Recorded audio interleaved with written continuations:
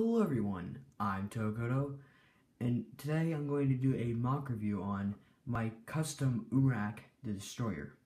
Now at the time of recording, I do not own Umarak the Destroyer, but I will be getting him very soon.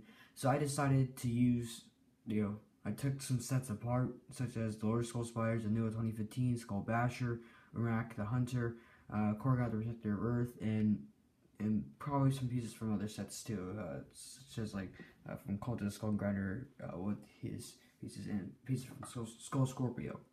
A lot of them are mainly just for like Umarak, Skull Basher, and Umarak.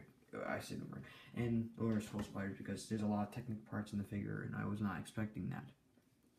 And also something else to note, and sorry about that, that the hands actually are they do not have the gear function. So they're just my own custom made hands. I'll show you guys that in a little bit. But yeah, I basically looked the instructions off of online. It's just I did not follow the build on the arms. That's everything else has the exact same build. You see, I did not have the jaw kind of thing with it. So, but everything else is exactly from the instructions. Except also one more thing. I switched these pieces out. They're going to be like dark purple ones they were before.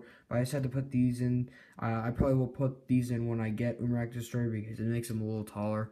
But the figure is already tall as it is. But it's as far as right now, if this is going to be how tall he is, well, the other pieces I put in, he is pretty big without those pieces on him.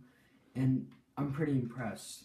Now, size comparison, well, if you put him next to Tahu 2016, he's pretty much next to his shoulder, I would say. Pretty much, as that's Tahu 2016 standing up all the way. And Umarak Destroyer's not standing up all the way. He has his knees kind of hunched down a little bit. And then putting him next to Akimu, which he's a protector size character. Yeah, he's very small. Umarak's huge next to Akimu.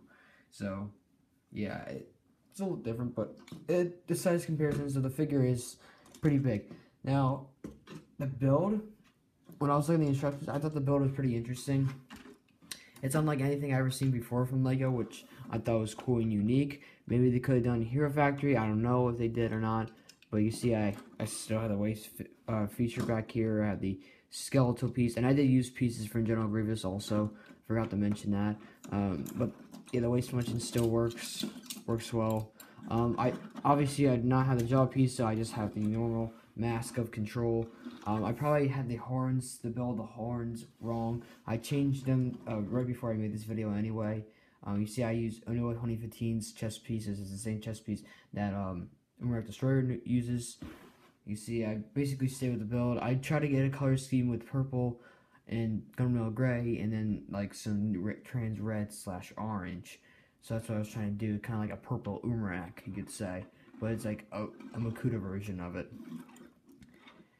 But you see, he had the shadow traps on both of his shoulders, on both sides, and I did use the armor pieces from last year, the Stormwave sets for 2015 Skull Villains. That's pretty much it for like body itself. I guess I'll show you guys the hands, or pretty much the arms. So I did use a different piece. I used a longer piece for it, and plus it's a different color. The piece it's used for this is a different one. Actually, it's that piece that's used for his upper arms. You see, as far as I heard that from Renzo Mox, that you cannot move the hand at all. So I gave it some posability when I was trying to customize it. So you can move the whole hand 360 degrees, and it has like kind of a 3 degree twist. You move up and down, and you can. There's 2 different ball joints, so that's why 2 different points of friction. And you can, the build of the hands, I kind of don't like because it has some open axles at the end, and plus it's like a gap right here. I don't really like. But you can move the thumb. You can't move these fingers, but you're able to pose them, obviously. And the same thing with the other hand. But yeah, that's pretty much it for Umarak the Destroyer. I'm trying to think of anything else I have to say before I end up this video. That is pretty much it. You see, I use the Skull Spider legs also for his toes. I have Skull Slicer, but I didn't have two more of the same pieces as those. So yeah, and also I did put the purple spikes on his back, but yeah, that's pretty much it for Umarak the Destroyer. Thank you guys for watching this video. If you enjoyed, give a thumbs up, give a thumbs down. It's your decision. Tell me in the comment section down below what you think of this MOC.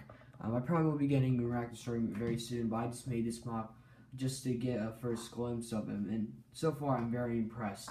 For pretty much the first Titan to G2, I'm very impressed by this. I'll probably got more thoughts about it in the set review I will do when I get the set. But that's pretty much it for this video. Until then, I will see you. Can't speak. I'm Tokoto, and I'll see you guys next time. Goodbye.